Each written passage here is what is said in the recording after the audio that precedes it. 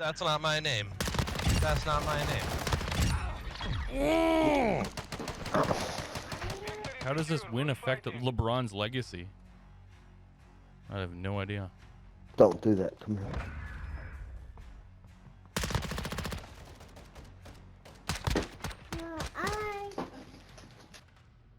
Good game, man. GG. Oh, the tension in the end is just palpable sometimes in these lobbies. You know, one side's pissed off because they lost, the other side's happy, but neither side really wants to talk any trash. But it's also not a good game. Ugh. Anyways, guys, I'm Mr. Flatface, your host, and I'm the man with many faces and even more opinions. And I always have an opinion when it comes to Call of Duty Modern Warfare 2 2022. This game's starting to really grow on me. I'm really enjoying myself. I'm really having a good time playing the game. It's actually a lot of fun. The maps are still going to be bad, but we're starting to get used to it, and we're starting to have a flow. Like Fortress used to be one of my nemesis maps. Now I'm actually doing pretty decent on it regularly. But it kind of got me thinking about, does your kill death ratio actually matter anymore in Call of Duty? Let's look into it. But first I would like to say thank you to all of you that have been liking, commenting, and subscribing to the channel. It really means a lot to me and it allows me to know that my channel is reaching the right audience. That's you. Whether you're just enjoying the video and watching it and lurking, or commenting down below and interacting with the community. I appreciate all of you. Now let's get back to the video. Okay, in order to have a constructive criticism about a Call of Duty KD, we first have to look at what a KD is. It's obviously kills to your death ratio, but what impact does that actually have within the game itself? And that has drastically changed from games of old. Back in the Modern Warfare 2 era, you used to have KD lobby boards where you could join a lobby and you could see what the average KD of the lobby was and what each individual person's lobby KD was. So you could immediately judge your team and whether or not you were going to do good based off of your KD. Back then, if somebody had a 5 or 6 KD, that guy was God tier. And you knew that by simply joining the lobby. You immediately knew to watch out for that said person. Just like on the reverse side, they knew that you weren't as good if you had a 0.2 KD. They could look at you and go, okay, this guy's either a camper or he's new to the game, or maybe this guy's just crap. And that used to be a really big positive because you could get into a game and you could go, you know what, I'm not interested in sweating it out tonight. And you could back out if you saw a bunch of high KDs in the lobby. And you also got excited on the reverse side when you saw a bunch of low KDs in your lobby and they didn't back out. Now, I'm almost positive that's why they got rid of lobby leaderboards, is because they got tired of that kind of stuff happening. But I remember back in the day, it used to be bragging rights. If you had a 5 KD in your lobby and you were like a 0.5 KD and you killed that guy over and over again, and you were the top of your team and he was at the bottom of his because of something you did, oh my God, the bragging rights you had at that end lobby was insane. There's a reason why Modern Warfare 2 lobbies are known as the most toxic lobbies in the history of Call of Duty. Arguably, Black Ops 2 would be right there with it. But that's what a KD used to mean back in the day. You used to see it and it immediately meant if you were a good or a bad player. You were judged immediately off your KD. I remember being at school and listening to people talk about their KDs and how they were getting better KDs or worse KDs. I also remember when the first Call of Duty came out that I played Modern Warfare 2, and I was sitting there looking at the leaderboard, and I remember being fascinated by these people with massive KDs that were just killing it, and they were on the leaderboard. I could sit in my house and see them on there, and I remember being fascinated by them. Going down the list and seeing the pro players and the YouTubers and finding them within the lobby leaderboards. It was amazing. Now, KD doesn't mean that. I would argue KD almost means nothing nowadays. With skill-based matchmaking, you're often thrown into lobbies that are exactly your skill level, often evening out into a 1 KD lobby.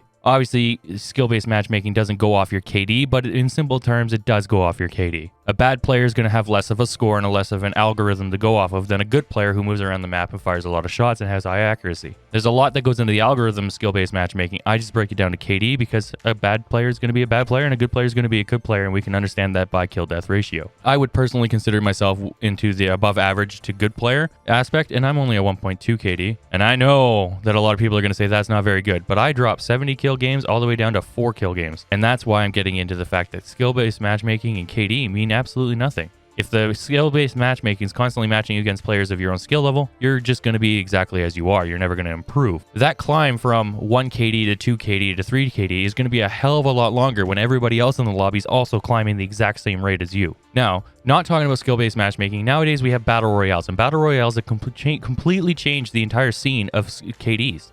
A 10 KD in a battle royale is good, I guess. It means you got 10 kills in a lobby once, and then if you never played it again, you'd have a 10 KD, and that'd be amazing, right? But in a mode that's completely dictated off of you dying once and that's it, a KD is kind of useless. Yeah, you got 5 kills, but when you died, you lost the game immediately. And your KD would be a 5, right?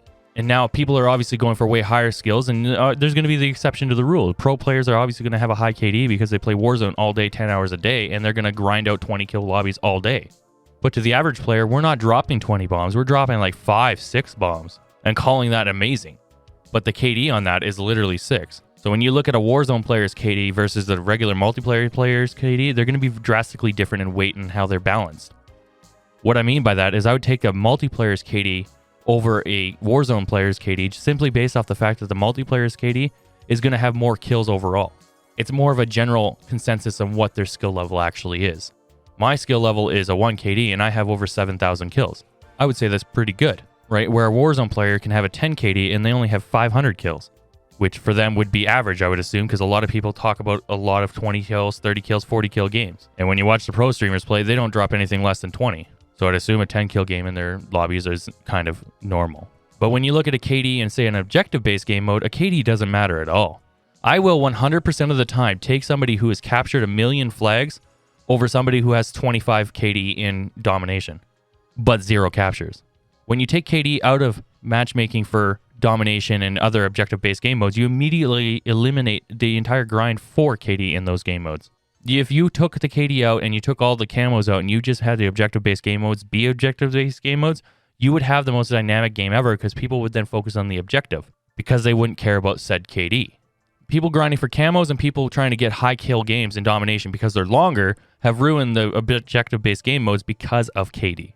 The kill-death ratio does not even close to carry the same weight as it did back in the day. Back in the day, that was a prestige thing. That was an amazing thing. If you were 10th level prestige with a 5 KD, you went through the trenches and you fought through all of the grunt and all the camos and all of the broken guns and the different things that just made the game terrible at the time. But you got through it with a high KD, so everybody knew you were no joke. You were the serious thing. You were the end all to be all. Now, if I see a 5 KD, I could care less. Truly, I could. Not that I can because there's no lobby leaderboards anymore, but if I did, I wouldn't care. Because as I've said, I've dropped a 25 and 1. I've dropped 70s, I've dropped 60s and 40s. I'm consistently a 25 plus kill player in pretty much any game mode and regularly at the top of the leaderboards, and I'm only a 1.2. And personally, I would take somebody who clutches up in an S&D round like my son did once. 6th round, he's the worst player on our team. He's only 9. And he clutches up and does a 3v1. And he walks out of it. I would take that any day over somebody who drops a lot of kills but doesn't help with the objective. So I would argue that KD does not have any value now. And if you're worried about your KD, then you're not having fun. You're not focused on the right thing because nowadays it's not about the KD. It's about getting the Warzone wins and just overall winning. We've now switched from a KD era to a win-loss ratio era. Now you get judged off your how many Warzone wins you have, which I have 0 of. And that would mean that I'm a bad player come Warzone time. And somebody who has a lot of Warzone wins is a good player, just simply because it's either you win or you lose in Warzone. There's no in between. You can't start off losing Warzone and then grind your way back to winning Warzone like you can in multiplayer. And that's why I play multiplayer over a Warzone any day. Don't get me wrong, I enjoy my battle royales. But personally, I believe that KDs mean absolutely 0 nowadays. And with that being said, I've been your host, Mr. Flatface, the man of many faces and even more opinions. And I look forward to seeing you guys in my next video. It's always fun to have you guys here. Remember to like, remember to comment, and maybe consider subscribing while you're there, as it really helps my channel grow and I enjoy seeing you guys there. Remember, leave a long comment if you guys agree or disagree. I don't care. Let's have a conversation about it. Until the next time, guys, happy holidays, and I'll see you in the next one. Bye.